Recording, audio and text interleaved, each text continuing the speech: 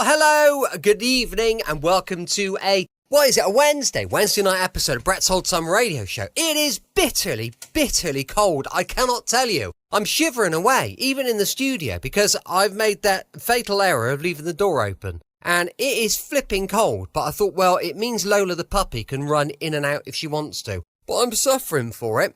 Now then, I hope you're having a good week. I hope the middle of the week is treating you well. And welcome to another episode. Thank you for joining me once again for our regular late night visit to those dusty studio archives of old time radio shows right here at my home on the south coast of the United Kingdom. I'm Brett. I'm your host for our nighttime podcast. Welcome to another episode. I've got Facebook, Instagram and YouTube. Go check them all out. They're called Brett's Old Time Radio Show. I'm going to try and do a bit more on there, on the YouTube especially, because I know that YouTube can be really popular. So I'm thinking, what can I do? George and I already obviously do some little video clips, but we upload those to Instagram and to Facebook. But we don't really upload them to YouTube. So we need to have a little look at what we're going to do. I've launched a supporter page at patreon.com/Brett's Old Time Radio Show. And if you'd be so kind, I'd really appreciate it if you could share our little show on your social media. Time now for another adventure from Rocky Jordan. So we're off to the Hotel Tambourine in Egypt for an episode first broadcast on the 29th of January 1950. It's called An Air of Death. Now Del Monte Foods bring you a world of adventure with Rocky Jordan.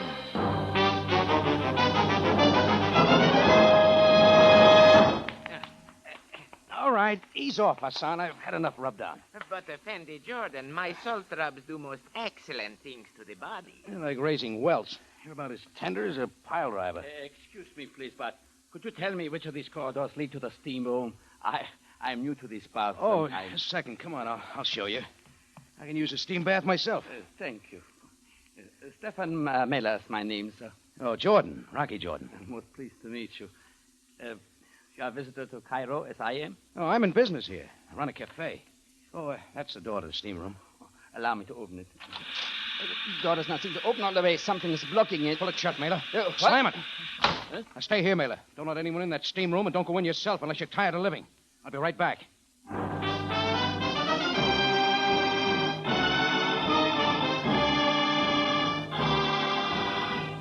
Del Monte, the brand you trust for flavor in so many good foods. Yes, Del Monte, the best-liked brand of canned fruits and vegetables in the whole wide world, takes you now to the Cafe Tambourine for another adventure with Rocky Jordan.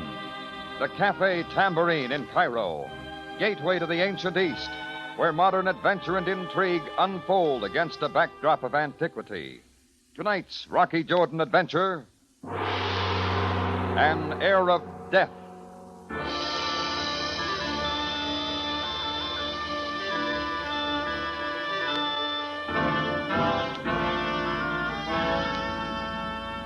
It all started with a door that wouldn't come full open and a hiss of steam. Stefan Mailer and I had walked down the corridor to Hassan's steam room and pushed at the door. It came open part way and then stopped, and a quick look told me why. I slammed the door shut and moved to the front office fast to find a phone. Effendi Jordan, what seems to be the matter? You'll find out soon enough.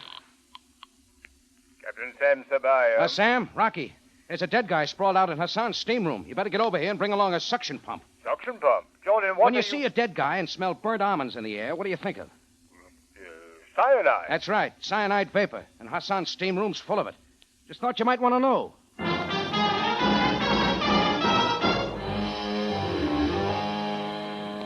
Sam showed, but it was an hour before the room was clear of the poison gas, and we found out who the dead man was. His name is Emil Groutman, Jordan. Oh, yeah, runs a small tobacco shop in the Caliph Arcade. Hassan, do you have the names of the men who were in your bath today? Yes, Captain. I shall prepare a list for you immediately. Hey, Sam, get a load of this water bottle. I found it sitting in the corner. Smell it. Acid. Yeah. Looks like this is what made the cyanide gas. The cyanide tablet with a protective coating dropped in the acid. First, the acid had to eat away the coating, giving the killer time to get away. Then it went to work on the tablet, making the poison gas. You know, your knowledge of so many things sometimes astounds me. Well, I shall get a list of names from Hassan. Jordan, and you too, Mr. Muller, I wish you to know that your name shall be on the list also. So we will meet again. Mr. Jordan, I want to thank you for what you did. If you had not shut the door to the steam room... Oh, forget it, Mailer. I didn't do it just for you. It was my life, too. I'm most indebted to you. If there is ever anything that I, in my humble way, may do for you, please feel free to ask. Okay. Who knows? I may take you up on it sometime. Oh, I'll see you later, Mailer. Drop in at the tambourine. Yes, I shall be most happy to.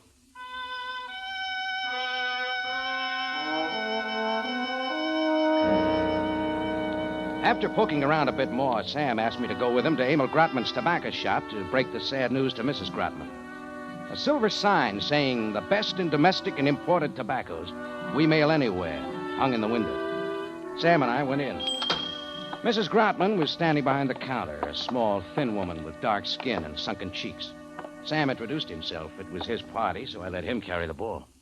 Mrs. Grotman, I'm afraid that I have sad news for you.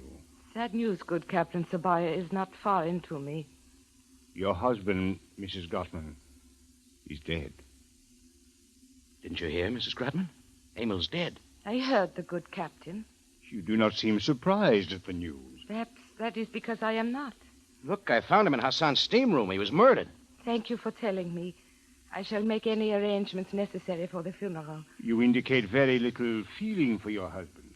Does it seem so to you? Mrs. Grotman, I suggest that you make arrangements to close your shop and appear at headquarters as soon as possible. I have many questions to ask you. As you wish, Captain. Come along, Jordan. I'll see you later, Sam. I want to buy some tobacco. Tobacco? As you wish, Jordan. Goodbye. What tobacco do you wish, Mr. Jordan? You didn't leave a good impression with Sam, Mrs. Grotman. News like Sam gave you usually ends up in tears. Why are you so concerned? I almost stepped into that death chamber myself. What's it all about, Mrs. Grotman? Who killed Emil and why? Good afternoon, Mother. Good afternoon, Anna. You are home early? Mother, I saw a police car parked in front of the shop. I saw the captain leave. What is the matter? Nothing to talk about now, daughter. Go to your room and wash for lunch. But, Mother, please Go tell me into what... your room and wash your face. It is dirty. Yes, Mother. Aren't you going to tell her? What tobacco is it that you wish, Mr. Jordan? What are you made of? Your husband's killed and your eyes don't even turn up damp. Your daughter comes home and you play it like nothing happened. You will please to leave now, Mr. Jordan. The shop is closed for the day. All right, I'll go. It's pretty cold in here anyway. I went back to the tambourine, tried to get the bad taste out of my mouth, and marked the afternoon up for forgetfulness. I didn't get off that easily. That evening, I had a visitor, little Anna Grotman. Please, Mr. Jordan, why was my daddy killed? I don't know, Anna. But who would want to kill him? No one disliked him, and he disliked no one. Except who? It is true, Mr. Jordan, that adults in a family often argue. Did your mother and father argue a lot? I have spoken to my friends. At times, their parents argue, too. Well, that doesn't answer my question. What about your mother and father? She is not my mother, Mr. Jordan, though I call her mother as Daddy wished. My real mother died when I was born. Stepmother? Daddy married her 2 years ago. Have you talked to Captain Sabaya? No.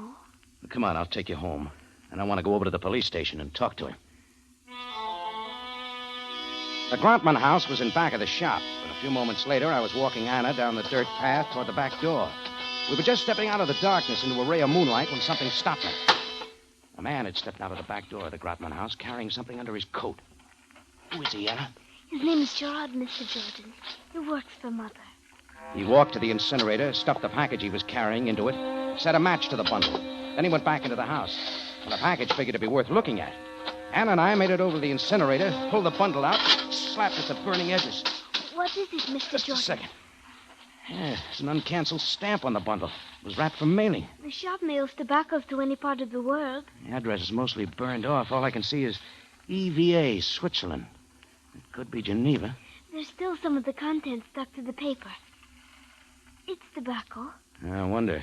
Why would Gerard want to burn a bundle of tobacco? If that's all it is... Come on, Anna. Who's out there? Stop thief! It's Gerard, Mr. Jordan. He sees us. Anna, duck around that building and then go back home. Meet me at the tambourine later. But what of you, Mr. Jordan? Gerard has a knife. Gerard wants this package. He's not going to get it. I'll lose him. Now go on, beat it. Well, Gerard, with that 8 inches of knife he waved over his head, looked like impending doom. It turned out to be Abbott and Costello and his Sultan's harem. Gerard was big but slow. I had to ease off to a trot to keep him after me until Anna got out of sight. Then I turned on some speed and headed down an alley to lose Gerard for good. That was a mistake. The alley went about 10 yards and then stopped. There were buildings to the right of me, buildings to the left of me, and likewise in front. It was like the charge of the Light Brigade. Only Gerard was the brigade, and he was doing the charging. So there you are, Steve. He roared down the alley after me, his knife arm real limber. That's when I spotted a fire escape and started to go up it. I made a few steps, but that was all. Gerard's knife by then was slashing at the seat of my pants, and I knew I had to do something quick. Give me back my package. Instead, I lifted my heavier foot and gave him that. Right in his face. I tried my other foot with a little English. That caught him under the chin. He stumbled backwards and flopped into a puddle of water and lay still. I left him there. Under a street lamp, I examined the package. Mixed with the tobacco were the grains of a white powder. Cyanide? Maybe. 5 minutes later, I was heading for a chemical laboratory to have the white powder analyzed. I figured that was going to blow up the Grotman killing like a keg of dynamite. And it might just as well be me who set off the charge.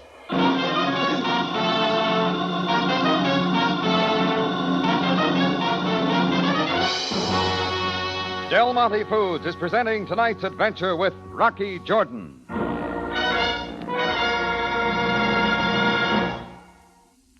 As the saying goes, friends, there are always two sides to every question. But when you stop to think about the catsup buying question, you might say there are 4 sides to it: quality, flavor, dependability, and price. And I've found that those 4 things are so important, especially when I'm faced with the problem of staying within my food budget and yet serving satisfying meals to my family. You'll find Del Monte catsup is 4 good things rolled into one. Everybody knows Del Monte means quality in any food. And as for flavor, why, Del Monte is the only catsup made with pineapple vinegar, the sparkling extra fine vinegar that brings out so much fine tomato flavor in catsup. Talk about extra lively spiced tomato flavor. Del Monte catsup really has it. And as for dependability, well, what could be more dependable than a catsup packed by the world's largest-selling, best-liked brand of canned fruits and vegetables, Del Monte. As a homemaker, I've found price is important, too. That's another wonderful thing about Del Monte catsup. For all its dependable quality and flavor, Del Monte catsup actually costs less than many other quality brands. Yes, when it comes to buying catsup, you can't beat Del Monte for the big 4. Quality, flavor, dependability, and price. Ask your grocer for Del Monte catsup tomorrow.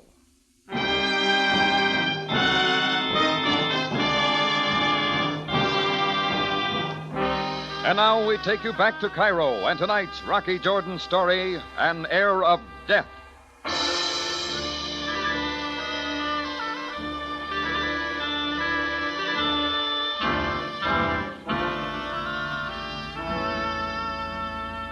Well, it got off to a running start. Emil Grotman turned up dead from breathing cyanide fumes in Hassan's steam room. The how was easy to figure. Cyanide salts in acid. But the who was tougher. There were over a dozen men in Hassan's baths, including myself and Stefan Mailer, who found the body with me. And there was Hassan himself. Add to that list Grotman's wife, his daughter, and Gerard, a helper around the shop. The why wasn't easy to figure either. Well, the package Gerard wanted to burn could tell something, that was for sure. So I hustled it over to Joseph Schumer's chem lab and had him run some tests, hoping it would turn up cyanide. I came to Cairo to set up a chain. Red and yellow drugstores. Smiling Joe Schumar, everything from penicillin to itching powder. I was going to make a fortune. The test, Schumar. Look at me. I end up in a 2x4 store selling whorehound to a bunch of toothless natives. The test, Schumar. What tests? Oh, well, these. Oh, I finished them long ago. Cyanide? Cyanide, he says. Yeah, you layman. Okay, expert, tell me. Narcotics. Narcotics? Opium, to be specific. It fits. Grotman's shop was the ship-off place. We mailed to any part of the world. Tobacco flavored not too slightly with dream powder. And Emil's killing's tied in. Well, thanks, Schumar. I'm going to take the package in your report to Mr. Jordan, Sam. watch out, behind you. Huh?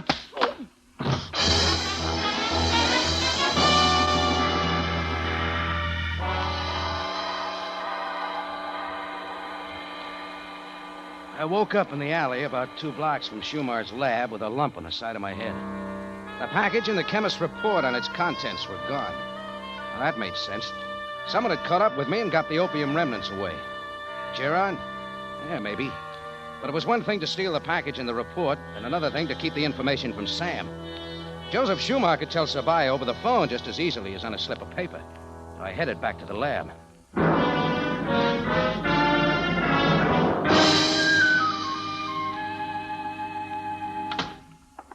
Hey, who knocked me out, Schumar? The big guy with the knife? Who knocked you out? What are you talking about? The package is gone, Schumar, and so's your report to Sabaya. Now get Sam on the phone. What package, Mr. Jordan? What report? You know what package, the one with the opium in it. I came to Cairo to start a chain, red and yellow stores. I was going to make a mint on suntan lotion. That's all I know. What are you trying to pull, Schumar? 10 minutes ago, you got through doing an analysis on the contents of a package I brought in. It turned up opium. There must be some mistake. Yeah, and you're making it. I'd have called Sabaya myself. Tell him what you want. I'll deny it. I want to stay in business. I know nothing about nothing except red and yellow stores. I don't know about the red part, but you sure could be the manager of a chain of yellow ones. Okay, I'll work it out another way.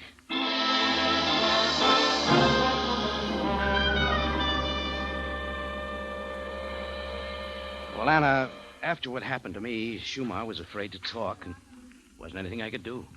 Are you going to tell Captain Sabaya? Telling him won't mean anything. I ought to have something to show him. Anna. Yes? There's one thing you ought to realize. Captain Sabaya is going to find out about the smuggling. He's going to tie it in with your father's death, and, well, Sam's a policeman with a job to do. He's going to look at the facts coldly. Mr. Jordan, what are you trying to tell me? Anna, Sam's going to say that the smuggling went on in your father's shop. The mailings went out under his name. But, Mr. Jordan, it is not his shop. Even before he and my stepmother married, it was her shop. He found out about the smuggling and was killed for knowing? Maybe. Anna, what we need is a way to find out who's really selling that stuff. We need a way to bring it out into the open. Mr. Jordan? Oh, yeah? Good evening, Mr. Jordan. Oh, Mr. Mailer. Your associate from that dreadful incident at Hassan's steam room. I took this occasion to accept your invitation to come to your cafe. Mailer. Mailer, did you mean it when you said if there was anything you could do for me to call on you? Well, of course, Mr. Jordan. My debt to you is a large one. All right. I can use you now. Anna, I think I know how we can smoke out the smuggler and the killer. Come on, let's go into my office. I'll tell you all about it. An hour and a half later, Stephen Mailer and I were in his hotel room waiting for a knock on the door. The plan was simple. I had set Mailer up as a buyer from the U.S. in Cairo to make contacts and to spend $200,000. That was a lot of bait, and it'd bring out the fish. Word was dropped at a waterfront bar. The Cairo underworkings were to bring the seller to Mailer and to me. So we waited. I have never done such a thing before, Mr. Jordan. We learn new things all the time. But this buyer of... I hope they do not find out about it in Johannesburg. As soon as this is over, I'm going to fly home. Well, Mailer started fanning himself with the envelope that contained his airplane ticket. He kept stewing, and we kept waiting. And we met an assortment of small-time peddlers. I have here a quantity of quality stuff, which is for sale to a person with the proper amount of American dollars. The first 3 were minnows, and we threw them out. Number 4 was a dame, slightly wacky. A brand new type of stuff made from the colorful rainbow bush. Guaranteed dreams in technicolor. She went out like the rest, and it wasn't until 2 hours later that the real fish bit. Standing there, minus his knife, was Gerard. I grabbed him and dragged him into the room. What are you doing? What are you doing here, Gerard? You heard that Mailer was buying stuff. You came to make a sale. No, I did not. You're the one who mailed the stuff in Grotman's tobacco. No, that is not so. Yeah, then what is? I am just a messenger. For who? I cannot say. All right, we can waltz around once more. No, do not hit me. Mrs. Grotman sent me. Is that level? She sent me. Come on. We're going over to see her. Want to come, Mailer? No. I think I have had enough of this. I must prepare to go home to Johannesburg. Okay. Come on, Gerard. You're going to play that record once again for a very interested listener.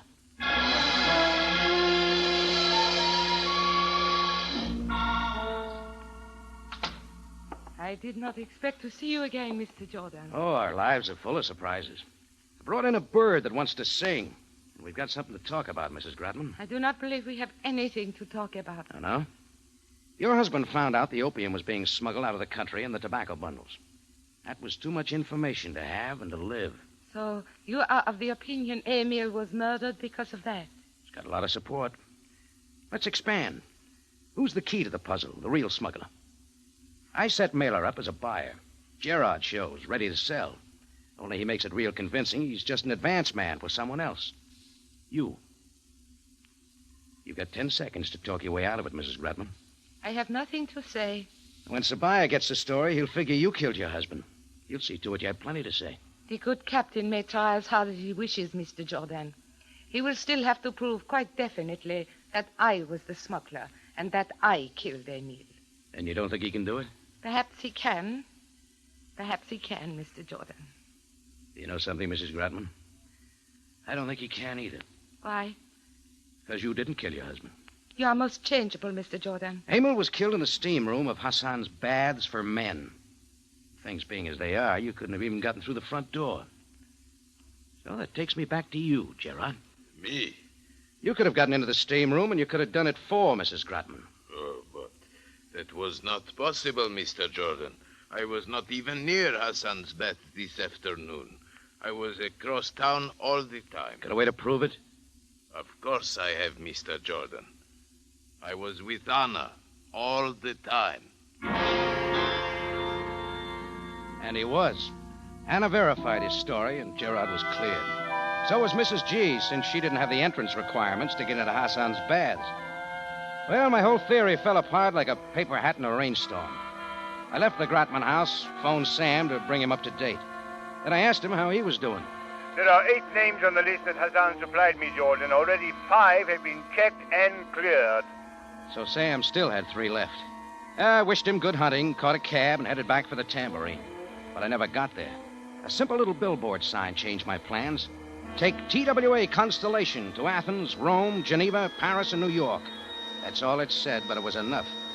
I made a quick stop at the central office, and 20 minutes later, I was pressing a hotel buzzer. Oh, Mr. Jordan. Hi, Mailer.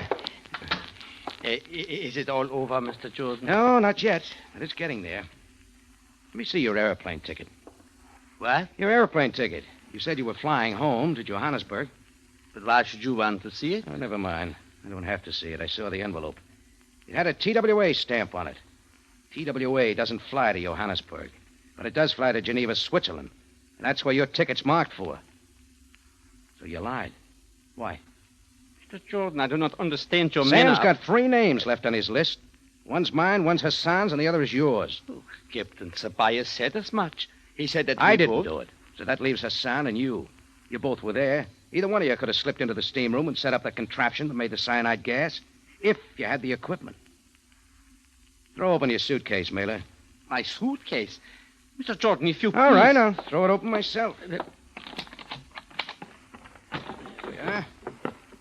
Oh, you a drinking man, Mr. Mailer? This whiskey flask. Empty. It doesn't smell like it carried whiskey. Acid, maybe? Acid? Good heavens, Mr. Jordan, you're not trying to say What's that this? The label on the jar says vitamin tablets. Are you unhealthy, Mr. Mailer? Mr. Jordan, your actions are most peculiar. You have come here, upset my suitcase. What are you doing? Just pouring a glass of water for you. Make the vitamin pill slide down easier. You're going to take one, Mailer. It's that time. I am not going to take one. Hey, you're turning pale. 1 vitamin pill, guaranteed to give you your color back. Keep away from me, Mr. Jordan. 1 little pill, Mailer, the cure-all. I will not take it. I will not take it. You don't have to force it down your throat. No. Why not? No. It's cyanide. Oh, really? I'd never have guessed. I know when the end does come. Cyanide tablet plus acid equals cyanide gas. Why'd you do it, Mailer? Why'd you kill Gratman? I was buying the narcotics from him. He was mailing it to me in Geneva. I would send the money and the package would come by return mail. And what happened? The packages started to come without the opium. Uh-huh. You figured you were being double-crossed and didn't like it. Came to Cairo and squared things. All right, Mailer, that's it. Let's go see Sam.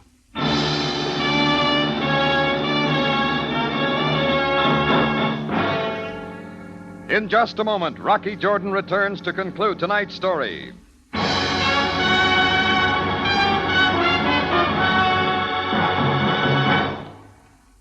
These dark winter mornings, wouldn't it be grand to have some kind of foolproof system to get those sleepy heads to open their eyes at breakfast? Well, that doesn't call for a system, Larry. That calls for Del Monte tomato juice. There's nothing like a big glass of that delicious summer tomato flavor to get folks to wake up and like it. Yes, and Del Monte tomato juice really opens your eyes to just how fresh-tasting and natural-tasting tomato juice can be. Seems like Del Monte has turned the trick of capturing all the rich, natural flavor of the finest tomatoes. Well, I've had plenty of tomato juice in my time, but I've never found one that's quite so refreshing as Del Monte. Del Monte really has that true ripe tomato flavor down pat. So that's what makes it taste good any time of day. Before meals as an appetizer, between meals as a pick-me-up, or with meals as a real satisfier. To try it is to like it, friends. So enjoy Del Monte tomato juice soon. Back now to Rocky Jordan for the conclusion of tonight's story.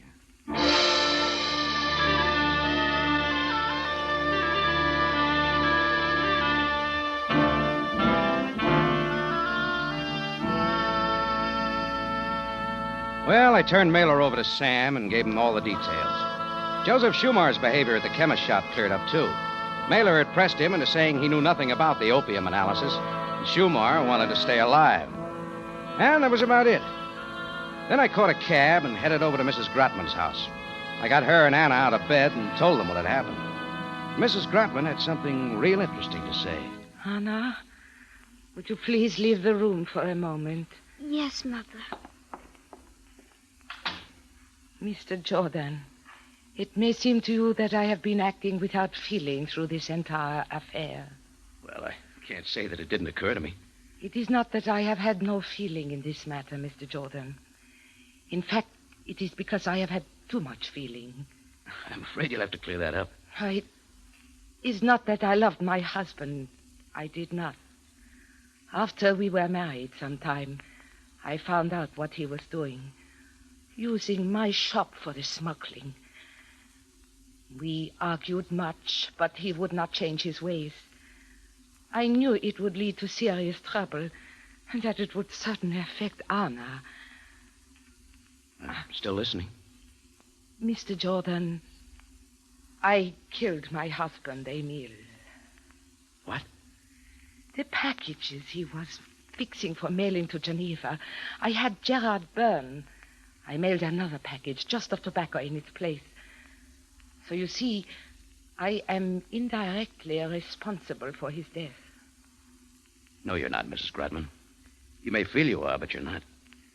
You were trying to protect yourself and Anna. That it worked out this way isn't your fault. I wish I could believe it. You can and you should. I can figure out another thing, Mrs. Grotman. I know why you didn't tell Sam anything about the smuggling after Emil's death. You didn't want anyone to know Emil was a smuggler. I did not want Anna to know. That's what I meant. You must think a lot of her. Oh, I wish she thought as much of me. I am learning to, Mother. You've got thin doors, Mrs. Grotman. But I guess it's a good thing. Good night.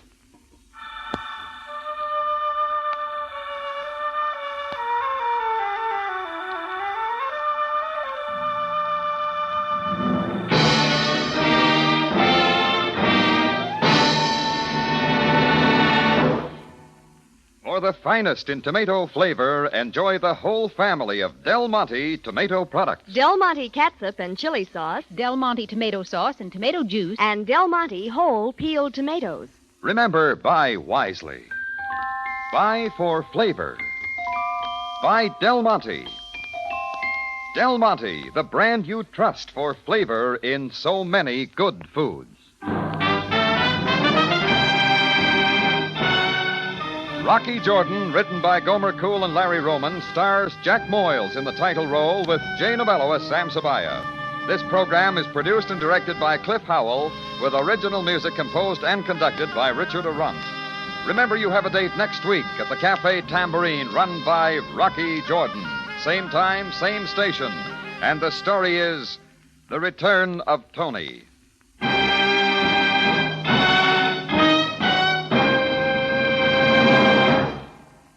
When it's real country corn flavor you want, just ask for Del Monte corn, golden cream style or golden whole kernel. Yes, if you want rich, sweet, melt-in-your-mouth, butter, tender corn, it's easy to get Del Monte, the brand that always puts flavor first.